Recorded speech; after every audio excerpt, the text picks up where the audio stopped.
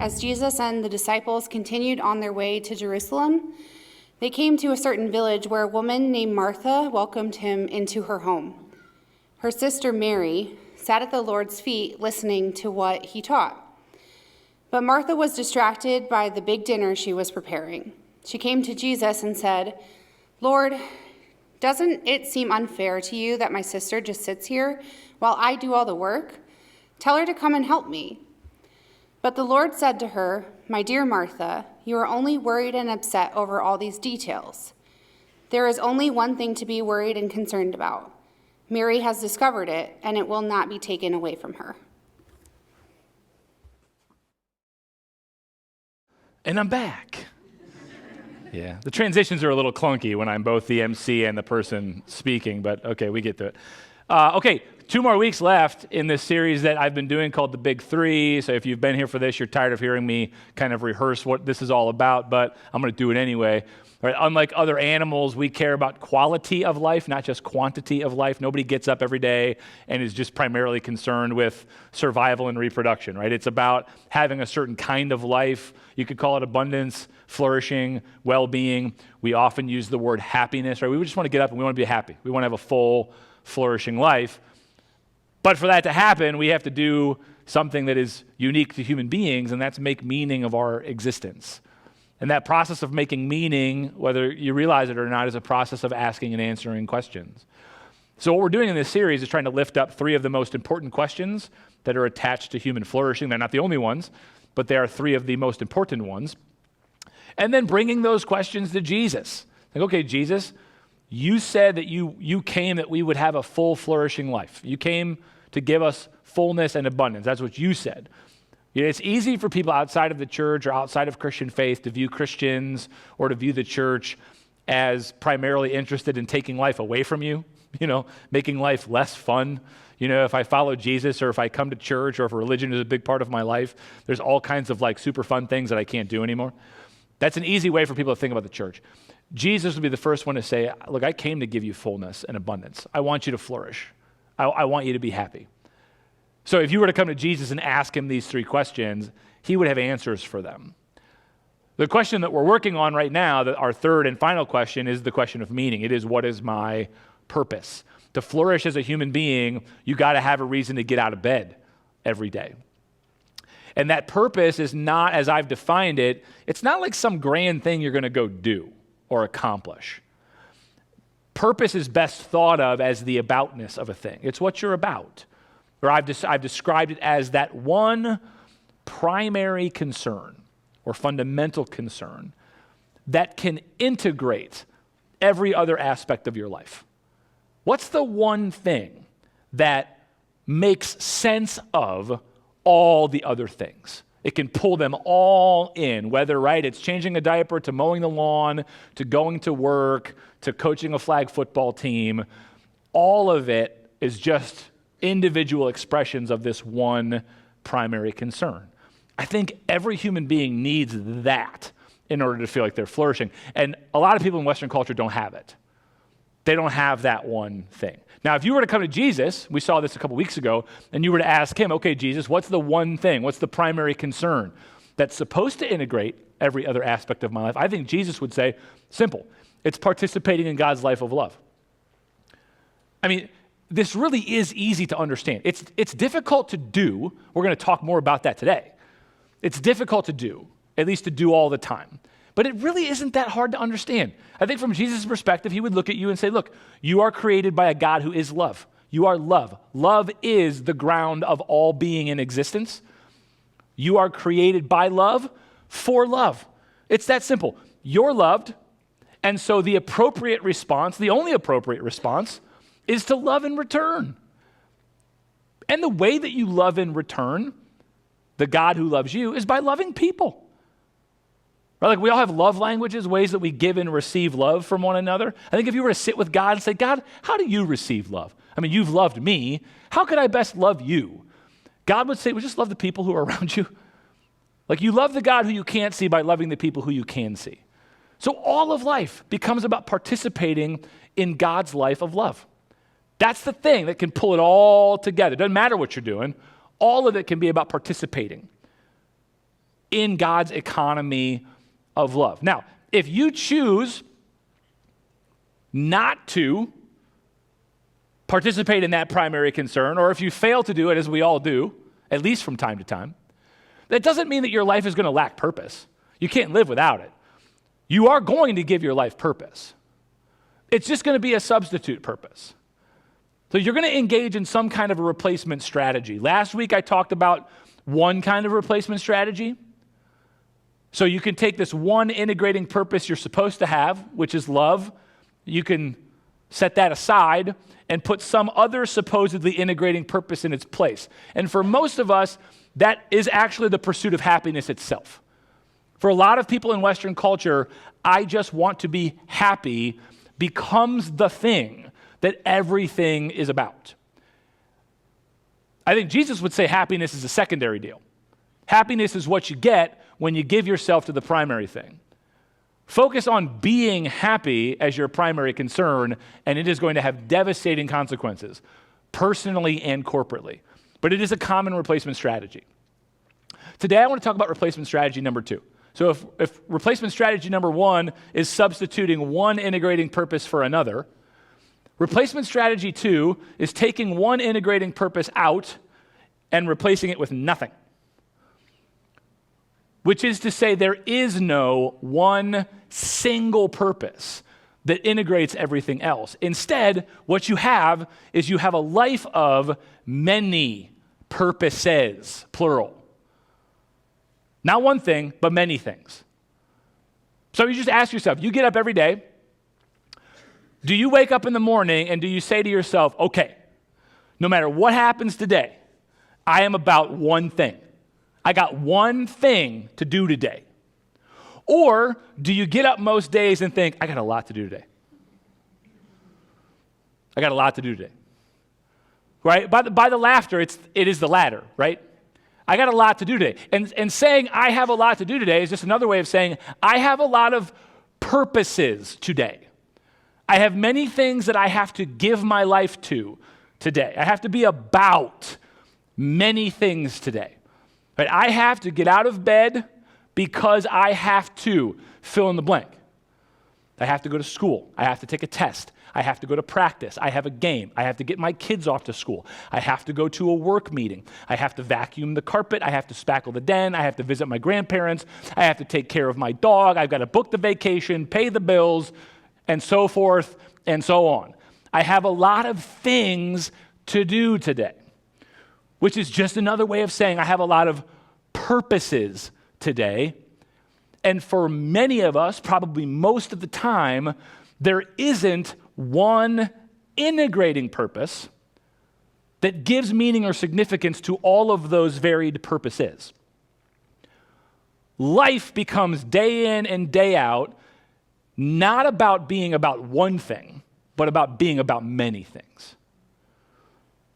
That is, I think, what this story in Luke's gospel about Mary and Martha and Jesus in the kitchen and the dinner party, I think it's what this story is about. The story is about aboutness. It's about what concerns you. Right? Jesus is up in the northern provinces of Galilee, we're told in Luke's gospel. He's teaching up there. And then in chapter 9, I know you probably can't see this. Don't worry. I'll use a laser pointer and make it less apparent. He's up here in the northern provinces of Galilee. Actually, he's in the region of the Gerasenes, which is right here on the southern tip of the Sea of Galilee. And Luke tells us that he resolutely sets out for Jerusalem. So he's going to travel from the northern area of Galilee down to the southern province of Judah, where the city of Jerusalem is, right there, okay? Now, the way you would do that from where he is you would travel this road that runs parallel to the Jordan River. And then when you get right here, you'd hang a right and head west. Now, before you get to Jerusalem, you're going to hit these little towns, these little suburbs called Bethany and Bethpage.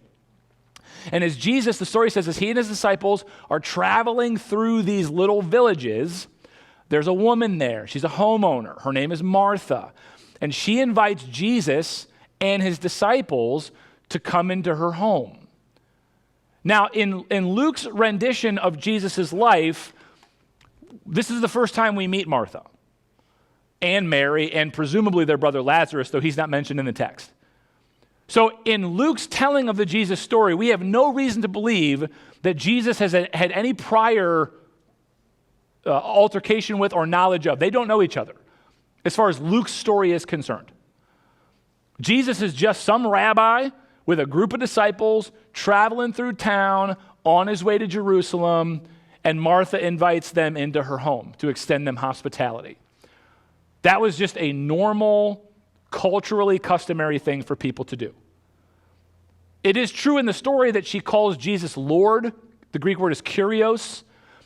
And you could hear that and go, oh, that's the Lord. She's calling him Lord, like God. But Lord was a common title that you would use to refer to anybody in a position of authority. It was a sign of respect and courtesy. So even that word, there's no indication, there's no reason to load that with divine significance. For all we know, Martha's just a homeowner who sees a traveling rabbi, and she's doing what everybody would have expected her to do, which is to show them hospitality. So she invites them into her home, and since we're on the topic of what is culturally customary, they come in, and Martha immediately goes into the kitchen to begin preparing dinner. That was to be expected. That's exactly what everyone would have thought she would have done. That is why she invited them into her home. So she goes off to the kitchen to make dinner. That's culturally conventional. Her sister Mary, however, stays in. So while Martha's in the kitchen making dinner, Jesus has decided to do some teaching, as rabbis do, and Mary has decided to stay and listen. Now that would have been culturally unconventional. Rabbis like Jesus did not permit women to be their disciples. Jesus, of course, was not a conventional rabbi. Women were his disciples. They're never labeled that in the Gospels, but they very much were. There were women who were a part of Jesus' entourage. They were his students. They were vital to his ministry, as women always are. I mean, one of the reasons Mary stays in that room is because she sees other women in the room. And I'm guessing one of them probably invited her to stay. I'm guessing everything in her was like, and someone in the room said, no, it's fine. If you want to stay, you can stay. You're all welcome here, right? So she stays and she listens. And that would have been remarkably unconventional. It's another reason, another indication that maybe Martha and Mary don't have a full grasp, as if anyone ever did, on who exactly they have that's sitting in their living room. Because at one point, Martha comes out of the kitchen and she engages Jesus and she says, Jesus, doesn't it seem unfair to you that I'm in the kitchen making dinner and my sister's in here listening to you instead of being in there helping me? And of course, we all go, well, yes, that does seem unfair, right? Now, the New Living Translation uses the word unfair. That English word is not actually there in the Greek text. That's a translator's decision. They're trying to capture the spirit of this exchange. And I think they get it right, but it does obscure something. It misses something. What Martha asks Jesus more directly or specifically is not, do you think it's unfair? The question is, don't you care? Don't you care? Doesn't it matter to you? Doesn't it concern you that I'm in the kitchen making dinner and Mary's in here not helping? Doesn't it matter? Okay? The question is about concern. What concerns Martha? What concerns Jesus? What concerns Mary? What they are about. And this is really important. When I talk about aboutness, I'm not talking about what. It's not about activity. I think it is a major interpretive mistake, and it happens all the time. When you look at this story and you think, okay, the lesson in this story is that Martha was doing what was less important. She should have been in the living room listening to Jesus instead of in the kitchen making dinner. That was less important. And what we do is we pit activities against one another. And now there's a reason we do that, because Luke front loads the exchange for us. So Luke has already interpreted the scene for us. What does he say? He says, Martha was distracted with all the big dinner plans. So right out of the chute, we come into the story, we go, oh, okay, so making dinner is just a meaningless distraction. What's really important is sitting and listening to Jesus. That's what Martha should have been doing. So what we do is we pit activities against each other. So there are like religious activities, like sitting and listening to Jesus, that any good religious person would do. And then there are like, the stuff of life activities. And that's just meaningless distraction. And what we all need to learn how to do is stop meaninglessly distracting ourselves with, dinner and spend more time listening to Jesus. Jesus never says that. I think it's so important. Like Jesus never, at no point does Jesus look at Martha and guilt her or shame her for making dinner, as if making dinner was a bad thing. It is, after all, why she invited them into her home. It is why they agreed to come into her home. It's just the stuff of life, and there's nothing wrong with the stuff of life. There's nothing wrong with making dinner. It's a perfectly good thing. So at no point does Jesus look at her and say, here's the issue, Martha. You need to do less life stuff and more sitting and listening to me stuff. I think it's a major interpretive mistake to do that. We do that, and this story often gets used to do that. So that in our minds, there are religious things and irreligious things. We separate life in sort of a dualistic way, and then imposed on us are the things we ought to be doing and the stuff we have to do. So either we're judging other people, or maybe more importantly, we judge ourselves. Every day I get up, right? And today I got up, I got ready, I came to church. I get to spend time with all of you wonderful people. When I leave here, I'll go home and I'll hang out with my family. We'll probably have lunch and take a walk and spend time together. Then I'm going to go see a musical that is being produced by a friend of mine. I don't know that I'm excited about that, but I'm going to go. We'll see if it's any good. I'm going to go do that. And then I'm going to come home and I'll spend more time with my family. We've got a flag football game to go to. I'm sure we'll have dinner together, right? It's all good stuff. That's all good stuff. There's nothing wrong with any of that. Our lives, for the most part, are filled with perfectly good things, just the stuff of life. Most of us are not getting up on any regular basis and going, okay, today I'm going to compulsively gamble my life savings away, get drunk so I can't see straight, and then rob a bank. No, you're just going to get up and you're going to get ready and you're going to have breakfast and you're going to vacuum the carpet and you're going to have lunch. You're just going to do the stuff of life. But our lives can be so full of, right, the stuff of life that if you make this mistake, that there are religious things and irreligious things that you have to do, like dinner, and stuff that you like really should be doing, like praying, then your whole life becomes like, I'm just not a good enough religious person. And you probably feel that a little bit. I don't pray enough. I don't read my Bible enough. I really don't understand my faith all that well. I hope nobody figures that out. You can feel like a religious imposter. I come to church. I believe. I care. I just, there's just a lot of other things in life I have to do, so I just really don't have as much time to, sit and listen to Jesus as I probably should. And all of life can become that way. And we can hear Jesus do that. Jesus is not doing that. He's not guilting and shaming Martha for engaging in the stuff of life, and I don't think he does that with you. So when we talk about aboutness, we're not talking about the what.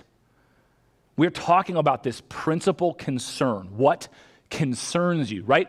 Martha asks Jesus, doesn't it matter to you? Doesn't it concern you that Mary's not helping me? And Jesus' answer is basically, not really. No.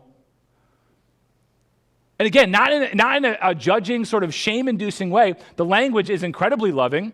He looks at her, he says, Dear Martha. Dear Martha. Here in that language, like, babe, sweetheart, my child, I want to talk to you. Okay? It's not about what you're doing. It's not about what you're doing. Making dinner is a wonderful thing. Thank you for that, right? It's a beautiful, wonderful thing. What you're doing, or what Mary's doing, it's not like one is better than the other. his response is, you are concerned, you are about many things, many things. Mary has chosen, in the Greek, it's the good portion, or what is good. And I'm not going to take that away from her. So, of course, the question is, well, what is the good portion? What is that? What is it that Mary has chosen that apparently Martha should have chosen? Again, I think it's a mistake to answer it with activity. Like one activity is good and the other activity is bad. You do have to eat. At some point, you got to eat, which means somebody's got to prepare the food and somebody's got to clean up after it. And it isn't like, I don't think Jesus is saying, Martha, why don't you just hit the pause button on the dinner prep for a second, come on into the family room, sit and listen to the life-changing things I have to say, and then we'll get back to dinner. It'll be there waiting for us. Because, of course, sometimes it isn't. They didn't have crock pots in the first century. Sometimes you got a game at 5 and everybody's not going to be home until 4:30 and you got to eat by 4:45 because you got to get in the car and you got to get to the game. You can't hit the pause button on the stuff of life so that you can go into the other room and, pray some more. This is not how it works. So I think it's wrong to answer the one thing or the good portion is an activity as if one is good and the other is bad. It's not what Martha's doing. It's how she's doing it. The one thing, the good portion, is a way of being in the world. It's a way of doing the things that you're doing. It's what you're principally about. That's the good thing, the good portion. So when Jesus looks at her and says, look, you're about many things, but there's only one thing that's really worth being concerned about, he isn't saying stop cooking and come in and listen. He's saying there's one thing that's supposed to give cooking its meaning. That's the thing that you've missed. Mary has figured that thing out. And when you figure that thing out, whether you're sitting and listening to me or cooking, you'll get it. I think what Jesus is saying to Martha is, Martha, it's not that you're in there cooking. That's a good thing. You're in the kitchen making food for everybody. That's awesome. That's a good thing. You just happen to be doing that filled with bitterness and resentment toward other people for not helping you. That's a bad thing. That's the thing. You cooking and providing hospitality for other people isn't about you participating in God's life of love. So you're doing it, and that's great, but you're hating people in the process, which is not so great. And this is so common to us. Maybe it's not for you. This is so common for me. Like, it's so easy to get up every day, and you just ask yourself if this describes your existence. To get up, and every day I've got a million things to do, all kinds of purposes, stuff I've got to be about. And I go through my day, moving 100 miles an hour, checking things off the list, getting all the purposes done. I get to the end of the day, I'm exhausted. I'm not entirely sure that any of it meant anything, or I don't know what it meant, and yet I'm angry with people for not helping me. It's remarkable. I could get to the end of the day and go, I think today was pretty much meaningless, and I'm also angry that people didn't help me prop it up. It is remarkable. It's so easy to do. For years and years and years in our family, in our marriage and family, I was responsible for cleaning. This is a confession of my own narrative. This happens all the time. I will go into someone's bedroom, and it's my job to dust the dresser. And somebody has left all kinds of junk on the dresser. I don't know what it is. I don't know how it came to be in my home. I'm not empowered to throw it out, so it's just there. But it's my job I have to dust the dresser. So I have to remove all of the meaningless junk. I have to just put it somewhere else, dust the dresser, and then I have to return all of the junk back to the dresser top. Now that might seem like a big deal, but that means that the practice of dusting the dresser, that's now going to take a minute or 2 minutes longer than it should have, and I have to do that 100 times. So now cleaning my house, instead of it taking an hour, it takes 3 hours. Now, do you know what happens in my mind? Here, this is the sick part. In my mind, here's the narrative. The narrative is, as I'm removing everything from the dresser, the narrative is, no one loves me. No one cares. No one cares about me, right? Because obviously, if they cared about me, they knew I had to come dust, and they would have removed the stuff from the dresser. No one cares about me. Do you see what I've done? It is remarkable. A human person, there is no object in the universe that can exert a stronger gravitational pull than a single human being. In that moment, I have literally sucked the entire universe into the black hole of selfishness. Everything now is about me.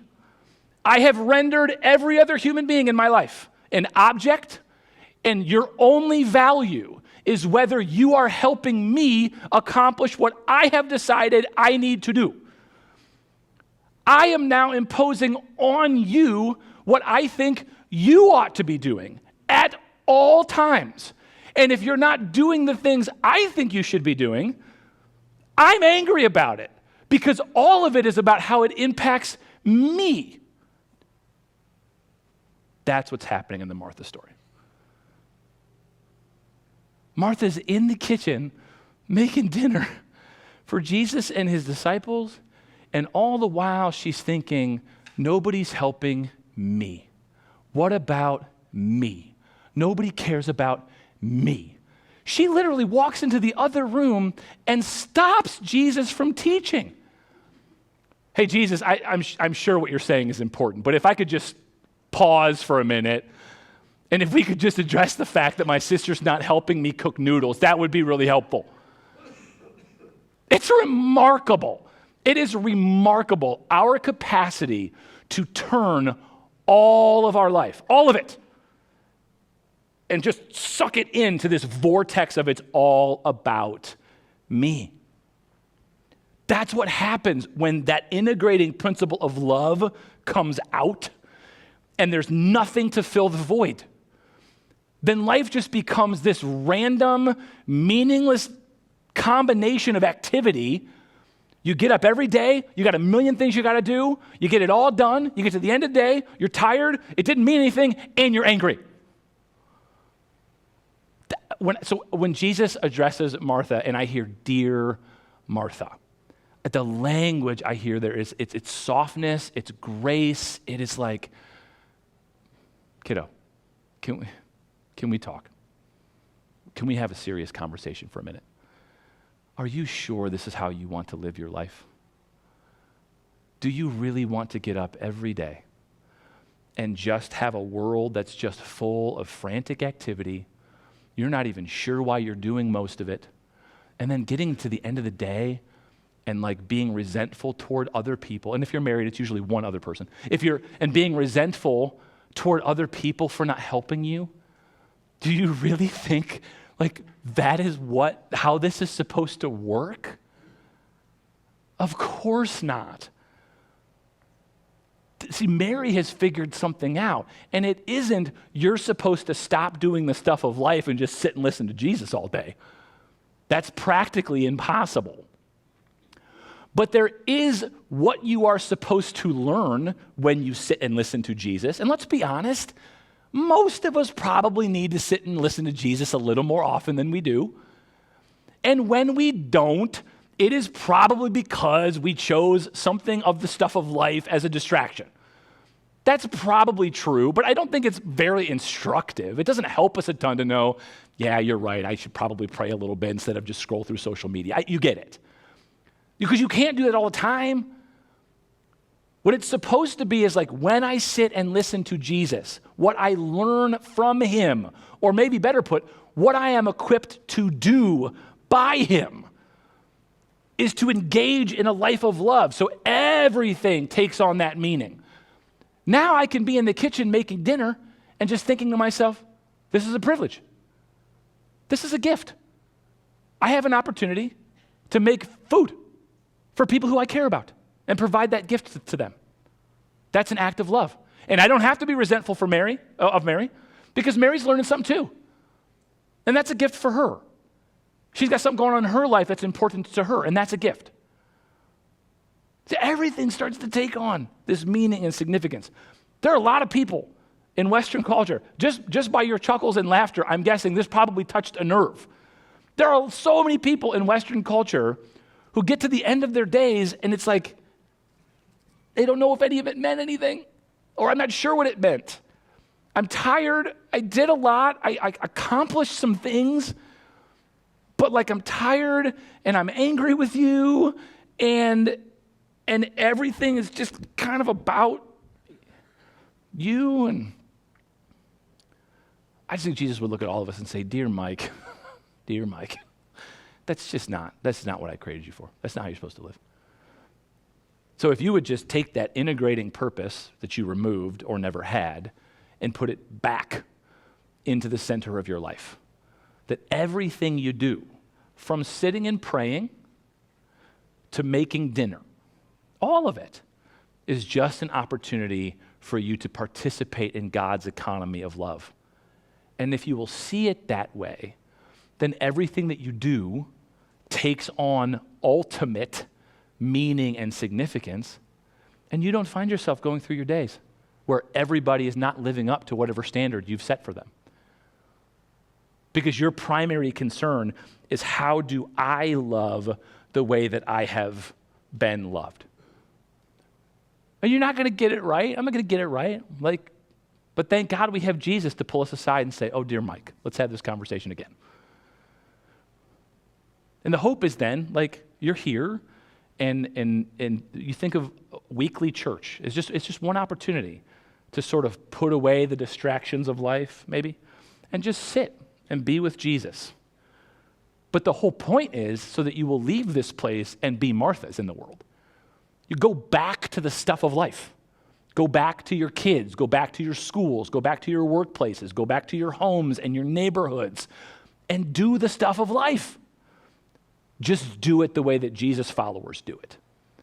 In ways that it's not about you and the whole world isn't, it is about participating in God's life of love toward other people. Do that, and all of life will take on significance and meaning for you. Amen? All right, we're going to finish our service this morning by taking communion together, which if you're here regularly, we do this every week. Communion is our act of remembrance. When we take the bread that represents Jesus' broken body and the juice that represents his shed blood, we are remembering. You believe in and pledge your allegiance to a very particular God, a God who has made himself known in history through the life, death, and resurrection of Jesus Christ. This is a God of perfect self-giving love, a God who withholds nothing, not even himself. That's our God, and we have to be reminded of who God is. Because when we take these elements into ourselves, we are joining God's life. We are entering into, participating in the life of God in the world. So when we go out into the world, we're always asking ourselves, right, how am I loving as I have been loved? Right? We love because God has loved us. And both of those directions are captured in the sacrament. God's love in, our love out. So if that's how you want to live your life, then the table's open to you. Come forward, be a part of the church. Commit yourself to Christ, let God's Spirit fill you with God's love for you and for the world, and then go out into the world and do the stuff of life the way that Jesus would do them. In just a minute, I'll invite you to stand. We'll start dismissing from the back rows. If you've not done this, you'll come down our center aisle. Our communion tables are on the sides of our stage. We invite you to take a prepackaged communion cup back to your seat using our side aisles, and then you can take that during this last song as you feel led, okay? All right, I'm going to invite you to stand. Let me pray for us. God, we do love you. We thank you for your great love for us, that all of life, the source of all life and being, is you and your love for us. Help us to live out of that place, that the one primary concern that integrates everything for us is your love for us and our commitment to love you by loving people. So convict us of ways that we fail to do that. Fill us with your grace and mercy. Give us your Spirit to do it better. Mend relationships that have been broken. Give us a better attitude toward one another. Help us to learn how to live like you call us to live, like you've created us to live, and in that way to find meaning and purpose for our lives. We love you. We thank you. In Jesus' name, amen.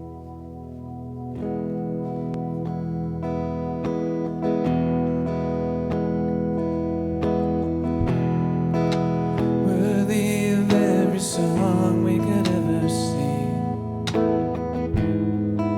worthy of all the praise we could ever bring, worthy of every breath we could ever breathe. We live for you, oh, we live for you. Jesus, the name above every other name. Jesus, the